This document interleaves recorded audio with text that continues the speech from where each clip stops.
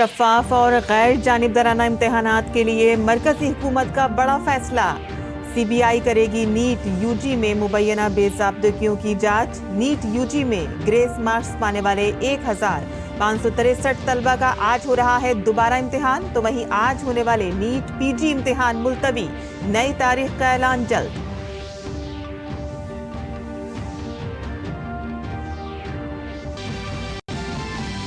दिल्ली में जारी आबी बहरान पर सियासत तेज। आम आदमी पार्टी के रहनुमाओं का एक नुमाइंदा वफ्द आज लेफ्टिनेंट गवर्नर से करेगा मुलाकात।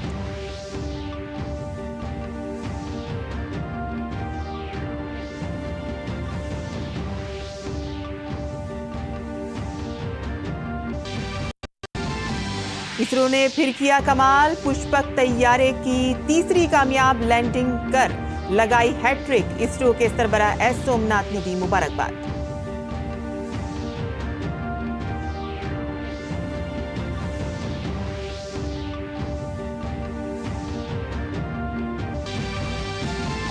जीएसटी काउंसिल ने फर्जी बिलों पर रोक लगाने के लिए पूरे मुल्क में बायोमेट्रिक पर मबनी तस्दीक निज़ाम नाफिज करने का किया फैसला। दूध के हर किस्म के डिब्बों पर यकसा 12% जीएसटी आयद करने की भी सिफारिश।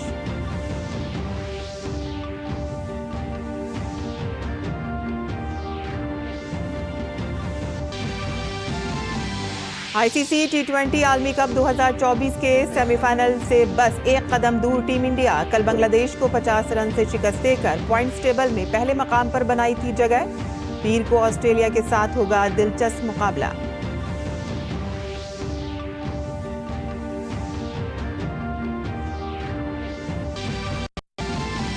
और भारत और जनूबी अफ्रीका की खवातीन टीम के दरमियान 3 एक रोजा मैचों की सीरीज का तीसरा और आखिरी मुकाबला आज। पहले दोनों वनडे सीरीज अपने नाम कर चुकी टीम इंडिया की नजरें क्लीन स्वीप पर।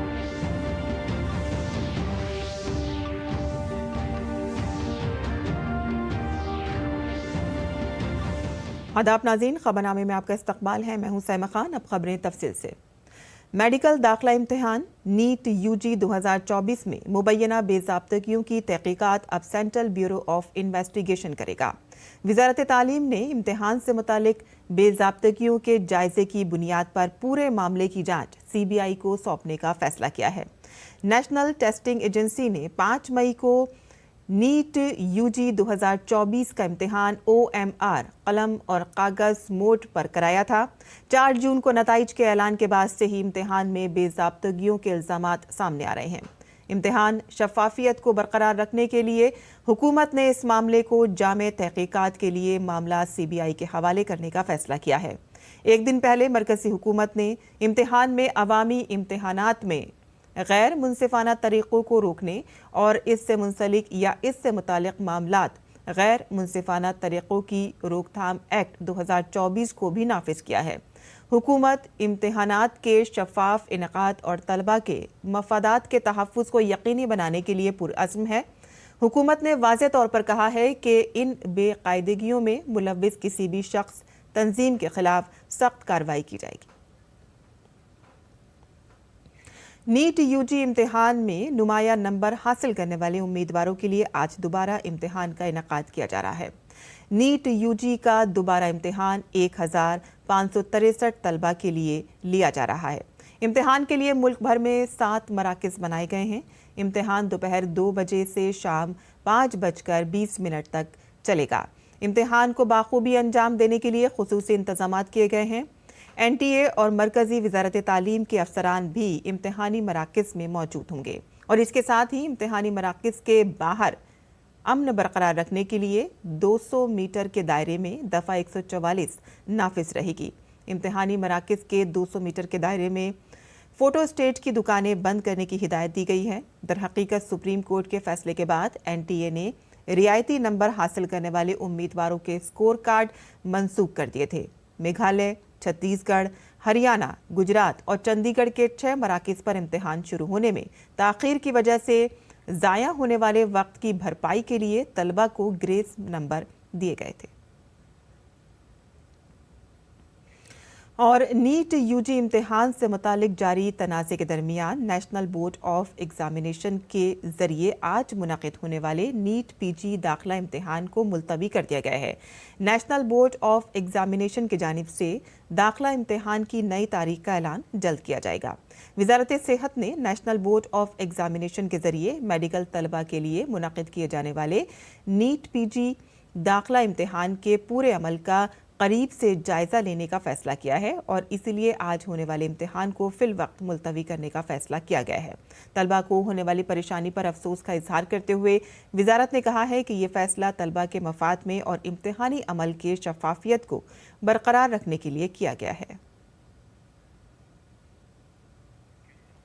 नेशनल टेस्टिंग एजेंसी के डायरेक्टर जनरल सुबोध कुमार को ओहदे से हटा दिया गया है। उनकी जगह पर retired IAS Pradeep Singh Kharola NTA के डायरेक्टर जनरल होंगे। प्रदीप सिंह खरोला कर्नाटक कैडर के आईएएस अफसर रह चुके हैं। नीट यूजी के हालिया मुबैना पेपर लीक और यूजीसी नेट इम्तिहानात के पेपर लीक के बारे में एनटीए पर मुसलसल सवालात खड़े किए जा रहे थे और अब हुकूमत ने इस मामले में बड़ी कार्रवाई की है।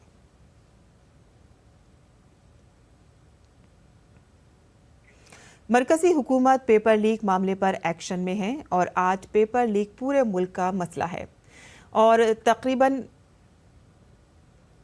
रियासत में पेपर लीक होने के वाक़यात सामने आए हैं। ऐसे में ये इल्ज़ाम लगाना सरासर गलत है कि बीजेपी के दौरे हुकूमत में पेपर लीक मसला बन गया है।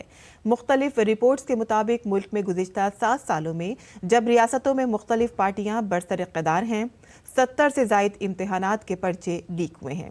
आज मरकज़ की एनडीए हुकूमत ने अहद किया है कि पेपर लीक के वाक़े को हर तरह से रोका जाएगा। हुकूमत किसी किस्म की गफलत का मुजाहरा नहीं करेगी। हुकूमत मुल्क के नौजवानों के मुस्तकबिल से खेलने की इजाज़त नहीं देगी। हुकूमत ने अहम इक़दामात करते हुए नीट इम्तिहान में मुबैना धांधली के सिलसिले में एक 7 रुकनी आला सतही कमेटी तश्कील दी है। दीगर इम्तिहानात में बदउनवानी और बेज़ाब्तगियों को रोकने के लिए कवानीन नाफिज किए गए हैं। वो अपोजिशन लीडर जो पेपर लीक पर मरकजी हुकूमत पर उंगलियां उठा रहे हैं, वो अपने गिरबां में झांक कर देखें कि उनकी रियासत में पेपर लीक क्यों हुआ और उन्होंने पेपर लीक को रोकने के लिए क्या कानून बनाए। अपोजिशन रियासतों में पेपर लीक के वाक़यात आपको बता दें कि राजस्थान में कांग्रेस के दौरे हुकूमत में पेपर लीक होने के सबसे ज़्यादा मामले सामने आए। राजस्थान में 2019 से हर साल औसतन 3 पर्चे लीक हुए, जिससे 40 लाख तलबा मुतासिर हुए हैं। 26 में से 14 पिछले 4 सालों में पेश आए हैं। वहीं मगरबी बंगाल की बात करें तो मगरबी बंगाल में बंगाल बोर्ड के इम्तिहानात के पर्चे पिछले 7 सालों में 10 बार लीक हुए हैं। बंगाल पब्लिक सर्विस कमीशन का पेपर भी लीक हो चुका है। और जब बात बिहार की हो तो बिहार में आरजेडी की हुकूमत थी तो कई इम्तिहानात में पेपर लीक होने के मामले सामने आए थे। बिहार बोर्ड क्लास 10 का पर्चा अब तक 6 बार लीक हो चुका है। झारखंड में जूनियर इंजीनियर इम्तिहान का पर्चा लीक होने का मामला सामने आया है। पेपर लीक होने की वजह से इम्तिहान मंसूख कर दिया गया। तेलंगाना में टीपीएससी पेपर लीक होने से वाक़यात सामने आए हैं। पेपर लीक होने की इत्तला मिलने के बाद तेलंगाना हुकूमत ने टीपीएससी के इस इम्तिहान को मंसूख कर दिया था। तमिलनाडु में 2022 में 10वीं और 12वीं जमात के बोर्ड इम्तिहान का पेपर लीक हो चुका है। तमिलनाडु पब्लिक सर्विस कमीशन का पेपर भी लीक हो चुका है। तो ये तमाम मामलात दूसरी हुकूमतों में भी पेश आ चुके हैं।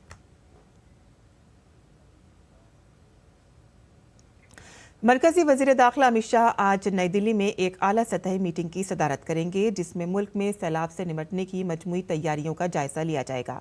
हर साल मानसून की बारिश की वजह से दरियाओं के पानी की सतह में इजाफे की वजह से बिहार, आसाम और दीगर मशरक़ी रियासतों के बड़े इलाके ज़ेर-ए-आब आ जाते हैं।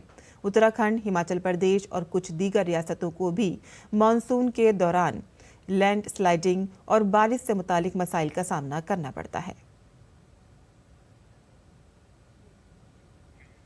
और दिल्ली में पानी के बढ़ते हुए बहरान पर सियासी तनाज़ा शिद्दत इख्तियार कर गया है। इस सिलसिले में आज आम आदमी पार्टी के लीडरों के एक वफ्द ने लेफ्टिनेंट गवर्नर वीके सक्सेना से मुलाकात करेगा।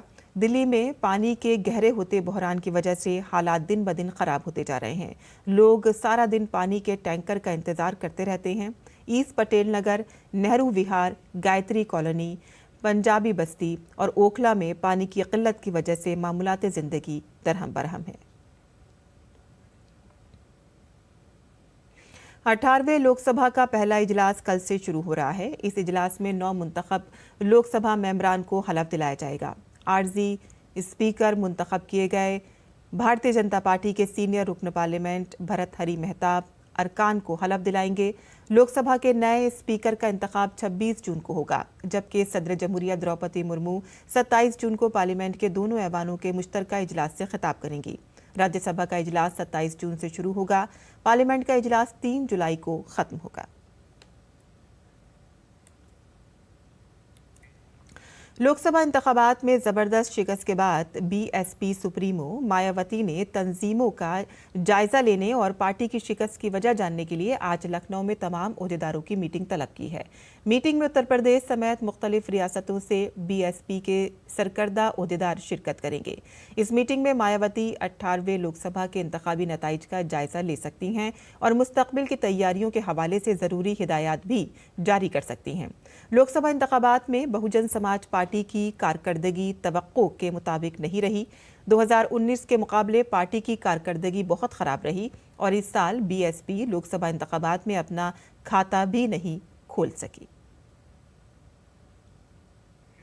इसरो ने साइंसी तहकीक में एक कदम और पेशरफ्त करते हुए दोबारा इस्तेमाल के काबिल लॉन्च व्हीकल यानी कि RLV के मैदान में आज एक बड़ी कामयाबी हासिल की है। इसरो ने आज दोबारा इस्तेमाल के काबिल लॉन्च व्हीकल के साथ साथ लैंडिंग तजुर्बा LEX में अपनी तीसरी और आखिरी कामयाबी हासिल कर ली है। इसरो ने अपने सोशल मीडिया एक्स पर यह मालूमात पोस्ट की है। चैलेंज से भरपूर इस पुष्पक विमान की कामयाब लैंडिंग के बारे में आगाह किया गया। इसरो ने बताया है कि पुष्पक ने मुश्किल हालात में आला दर्जे की सलाहियतों का मुजाहिरा करते हुए दुरुस्त लैंडिंग की। ये टेस्ट कर्नाटक के चित्रदुर्ग में एरोनॉटिकल टेस्ट रेंज में सुबह 7:10 पर किया गया। पुष्पक विमानन दोबारा इस्तेमाल के काबिल लॉन्च व्हीकल है, जिसका मतलब ये है कि इसे ज़मीन पर वापस लाया जा सकता है और दोबारा इस्तेमाल किया जा सकता है। ये रसाई को सस्ती बनाने में भी कारगर साबित हो सकता है। पुष्पक पेचीदा हालात में रोबोट लैंडिंग में भी मदद कर सकता है। पंखों वाले इस विमान को पेचीदा जंगी मश्क, क्रॉस रनवे और डाउन रेंज दोनों को दुरुस्त करने और मुकम्मल ऑटोमस मोड में रनवे पर उतरने के लिए डिजाइन किया गया है। मरकजी वजीर खजाना निर्मला सीतारमण की सदारत में जीएसटी काउंसिल यानी कि good and service tax council की 53वीं मीटिंग में कई अहम फैसले किए गए। जीएसटी काउंसिल ने जाली बिलों को रोकने के लिए पूरे मुल्क में बायोमेट्रिक तस्दीक नाफिज करने का फैसला किया है और इससे हुकूमत को जाली रसीदों के जरिए किए गए इनपुट टैक्स क्रेडिट के जाली दावों से निपटने में मदद मिलेगी। जीएसटी काउंसिल ने स्टील, आयरन और एल्युमिनियम से बने दूध के डिब्बों पर यकसा 12% जीएसटी लगाने की सिफारिश की है। जिनसी हिरासानी के इल्जामात का सामना करने वाले साबिक रुकन पार्लियामेंट प्रज्वल रेवन्ना के भाई जनता दल सेकुलर के MLC सूरज रेवन्ना के खिलाफ मुबैना जिनसी हिरासानी का मुकदमा दर्ज किया गया है। एक शख्स ने सूरज रेवन्ना के खिलाफ हफ्ते को हासन जिले के एक पुलिस स्टेशन में मुकदमा दर्ज कराया। ये इल्ज़ाम लगाया गया कि 16 जून को रेवन्ना के फार्म हाउस में उसके साथ जिनसी ज्यादती की गई थी, जिसके बाद सूरज रेवन्ना ने मुतासरा को बताया कि वो जिले में सियासी तौर पर तरक्की करने में उनकी मदद करेगा। और इससे पहले सनीचर को ही सूरज रेवन्ना और उनके जानने वाले शिव कुमार ने शिकायत दर्ज कराई थी कि उन्हें 2 लोगों ने जिनसी हिरासानी के झूठे इल्जामात लगाकर ब्लैकमेल किया है। शिव कुमार ने इल्जाम लगाया था कि एक शख्स ने शुरू में उससे दोस्ती की और माली बहरान का हवाला देते हुए उससे नौकरी हासिल करने में मदद की दरख्वास्त की। 17 जून को उस शख्स ने शिव कुमार को फ़ोन किया और दावा किया कि वो गुज़िश्ता रोज़ रेवन्ना के फार्म हाउस पर नौकरी मांगने गया था, लेकिन उसने इनकार कर दिया। और इसके बाद उसने मुबैना तौर पर रिवन्ना और उसके खानदान को बदनाम करने की धमकी दी और कहा कि अगर उनका 5 करोड़ रुपए का मुतालबा पूरा नहीं किया गया तो वो जिनसी हिरासानी का इल्जाम लगाकर पुलिस में शिकायत दर्ज कराएंगे। तमिलनाडु में जहरीली शराब पीने के वाक़े में अब तक 53 लोगों की मौत हो चुकी है, जबकि 100 से ज़्यादा अफराद अस्पताल में ज़ेर इलाज हैं। बीजेपी ने इस पूरे मामले पर एक बार फिर से डीएमके हुकूमत को तनकीद का निशाना बनाते हुए इस पूरे वाक़े को रियासत की सरपरस्ती का इल्ज़ाम आयद किया है। बीजेपी ने रियासती हुकूमत के खिलाफ एहतजाज किया। तिरुचिरापल्ली में बीजेपी कारकुनों ने नारे लगाए और वजीर के इस्तीफे का मुतालबा किया। उन्होंने कहा कि हुकूमत गैर कानूनी शराब की फरोख्त को रोकने में मुकम्मल तौर पर नाकाम हो चुकी है। वहीं दिल्ली पुलिस ने मनशियात की आदत से मुतालिक बेदारी पैदा करने के लिए अपने ड्रग फ्री इंडिया पखवाड़े के दौरान इंडिया गेट पर वॉकथन का एहतमाम किया। अदाकार रणविजय सिंह ने कहा कि दुनिया में हम अच्छे काम कर रहे हैं और इसकी वजह हमारे नौजवान हैं। मनशियात की आदत उनके सफ़र में रुकावट साबित हो सकती है। ये हमारा फ़र्ज़ है कि हम मनशियात से पाक माहौल को यकीनी बनाएं और अपनी आवाज़ बुलंद करें, मनशियात के इस्तेमाल के नताइज के बारे में आगाही पैदा करने के लिए। में अमीर गरीब ऐसा कुछ नहीं है ड्रग्स में, क्योंकि ये बहुत ज़रूरी है कि इसके बारे में बातें हों, इसके बारे में प्रचार हो। आप अपना काम करें, मैं अपना काम करूं, दिल्ली पुलिस अपना काम करे। ये हमारा कर्तव्य है कि हम अपने आसपास, अपनी फैमिलीज़ में या जितना भी हम अपने जिस भी इंस्टीट्यूशन में, आप स्कूल, कॉलेज, ऑफिस, यही कोशिश करें कि लोगों को इसके खिलाफ एजुकेट करेंगे। भैया इसके क्या रेपरकशन लोगों को पता ही नहीं है, करके आप मज़े में करते हैं और लत लग जाती है। So just education about it. और चंडीगढ़ में नारकोटिक्स कंट्रोल ब्यूरो ने deputy director general Neeraj Kumar Gupta की मौजूदगी में मनशियात से पाक भारत के लिए बेदारी पैदा करने के लिए एक बाइक रैली का इनेकाद किया।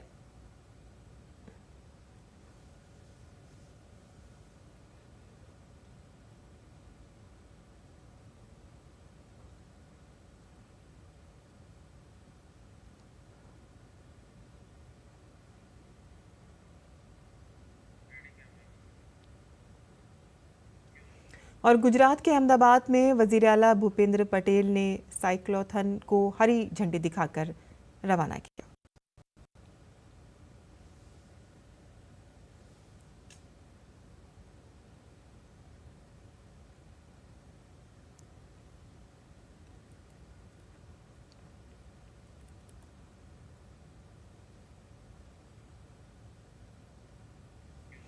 आज जनसंघ के बानी डॉक्टर श्यामा प्रसाद मुखर्जी की बरसी है।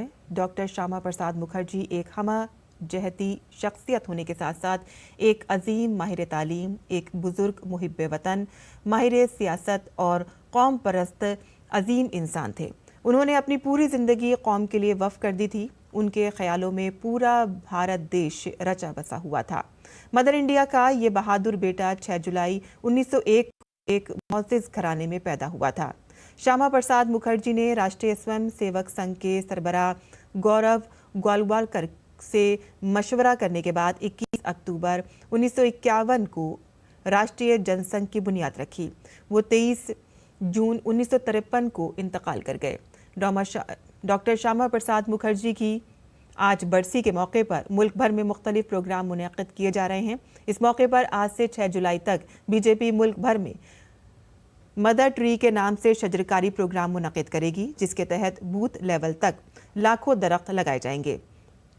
बीजेपी के कौमी सदर जेपी नड्डा डॉक्टर श्यामा प्रसाद मुखर्जी की बरसी के मौके पर उनके मुजस्समे पर फूल चढ़ाएंगे और एक पौधा लगाएंगे और दूसरों में पौधे तकसीम करेंगे। और इसके अलावा बीजेपी के कौमी तर्जुमान और एमपी सुधांशु त्रिवेदी, दिल्ली बीजेपी के सदर वीरेंद्र सचदेवा समेत दीगर कायदीन डॉक्टर श्यामा प्रसाद मुखर्जी को खराज अक़ीदत पेश करेंगे। दिल्ली एनसीआर समेत मुल्क भर की कई रियासतों में चिलचिलाती गर्मी से राहत मिली है। कुछ मकामात पर वेस्टर्न डिस्टर्बेंस की वजह से बारिश हो रही है, जबकि दीगर मकामात पर मानसून आ चुका है। आज मानसून यूपी के मशरक़ी हिस्सों में दस्तक देगा और इसके अलावा मानसून बिहार के बेशतर हिस्सों को भी अपनी जद में ले सकता है। महकमा मौसमियात ने यूपी, बिहार, झारखंड, महाराष्ट्र, केरल, तमिलनाडु समेत कई रियासतों में बारिश की पेशगोई की है। दारुल हुकूमत दिल्ली में 2 दिन से मौसम खुशगवार है। दारुल हुकूमत में जुमे को वक्फे से बारिश हुई, जिसके बाद दर्जे हरारत में कमी आई और लोगों को कई दिनों से जारी चिलचिलाती गर्मी से राहत मिली। महकमे मौसमियात के मुताबिक दारुल हुकूमत का आसमान आज भी अब्र आलूद रहेगा। दिन के वक्त बूंदाबांदी का भी इम्कान है। और इटली की राजधानी रोम के जुनूब में वाक़े लैटिना में सैकड़ों अफराद ने आजरों और रियासती सरबराहों की जानिब से तारकीन वतन कारकुनों को तहफ़्फ़ुज़ फराहम करने में नाकामी के खिलाफ मुजाहरा किया। दरअसल इटली में काम करने वाले एक हिंदुस्तानी मजदूर की हादसे में मौत हो गई थी, जो लैटिना के एक फार्म पर काम कर रहा था। बता दें कि वहां हज़ारों हिंदुस्तानी तारकीन वतन लैटिना में मुलाजमत कर रहे हैं, जो इस वक्त आजरों से उनकी मफादात का तहफ़्फ़ुज़ करने का मुतालबा कर रहे हैं। यमन के हौसी बागियों ने इजराइल की खुफिया बंदरगाह पर 4 बहरी जहाज़ों पर हमला करने का दावा किया है।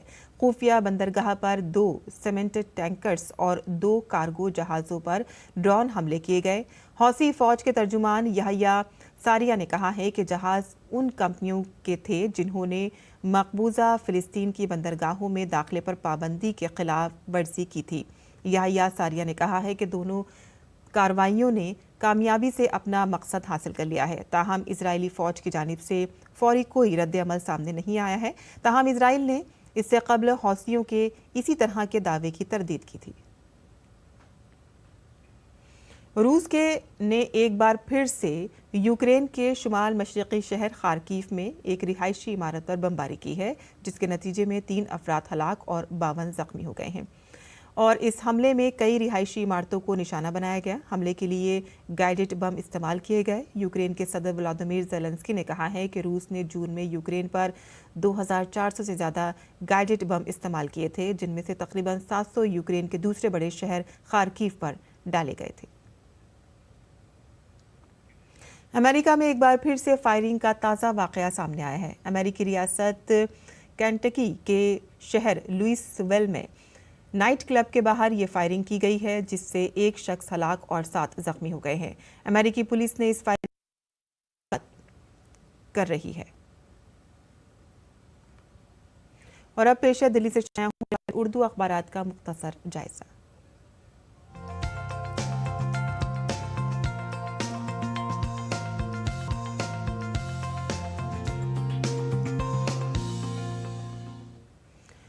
तो दिल्ली से शाया होने वाले उर्दू के अखबारात पर नज़र डाल लेते हैं। वाज़ेह रहे कि बांग्लादेश की वज़ीर-ए-आज़म शेख हसीना भारत के दौरे पर थीं और कल उन्होंने वज़ीर-ए-आज़म नरेंद्र मोदी से मुलाकात की थी।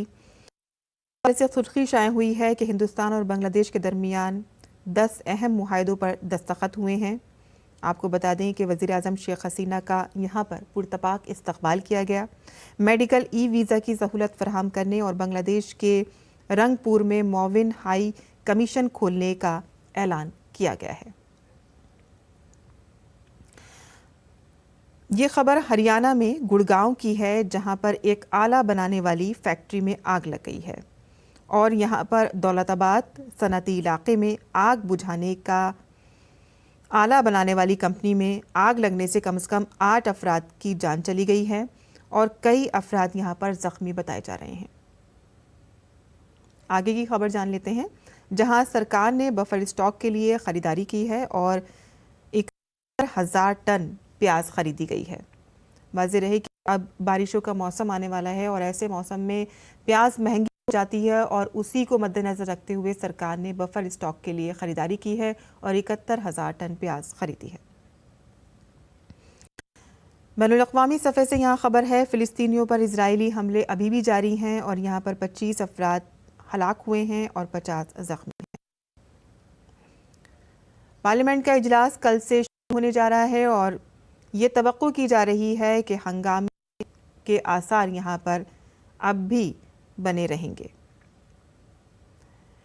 और उत्तर प्रदेश से यहाँ पर खबर है कि यूपी में अब बिजली इस्तेमाल करने वालों के लिए मोबाइल की तरह से बिजली के स्मार्ट मीटर को रिचार्ज करना होगा और जल्द ही ये निज़ाम यहाँ पर नाफिज होने जा रहा है। जिस तरह से हम मोबाइल रिचार्ज करते हैं, ऐसे ही अब बिजली रिचार्ज का भी निज़ाम यहाँ पर सरकार की तरफ से शुरू किया जाएगा। तो ये थी अखबारात की सुर्खियां जो हमने आपके लिए चुनी थी। और आगे बढ़ते हैं और अब बात करते हैं खेल की खबरों की। आईसीसी T20 वर्ल्ड कप के सुपर 8 के दूसरे मैच में भारत बांग्लादेश को 50 रन से शिकस्त देने में कामयाब हो गया।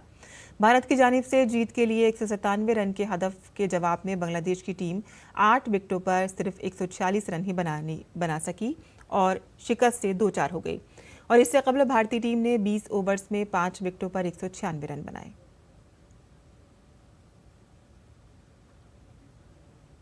और इससे कबल भारतीय टीम ने 20 ओवर में 5 विकेटों पर 196 रन बनाए। भारत की जानिब से हार्दिक पांड्या ने 50 रन की नाकाबिले शिकस्त इनिंग्स खेली। विराट कोहली ने जहां 37 रन की कारकर्दगी दिखाई तो वहीं ऋषभ पंत ने 36 और शिवम दुबे ने 34 रन की इनिंग्स खेली। और आगे बढ़ते हैं जहां भारत और जनूबी अफ्रीका की खवातीन टीमों के दरमियान तीसरा वनडे मैच आज खेला जाएगा। फिलहाल भारतीय टीम ने पहले 2 वनडे मैच जीतकर 3 मैचों की सीरीज अपने नाम कर चुकी है। भारतीय बल्लेबाजों ने अब तक मुनक़िद दोनों वनडे मैचों में शानदार कारकर्दगी का मुजाहरा किया है। टीम इंडिया तीसरा वनडे जीतकर क्लीन स्वीप करने की कोशिश करेगी। और अब पेश है मुल्क भर के मौसम का हाल।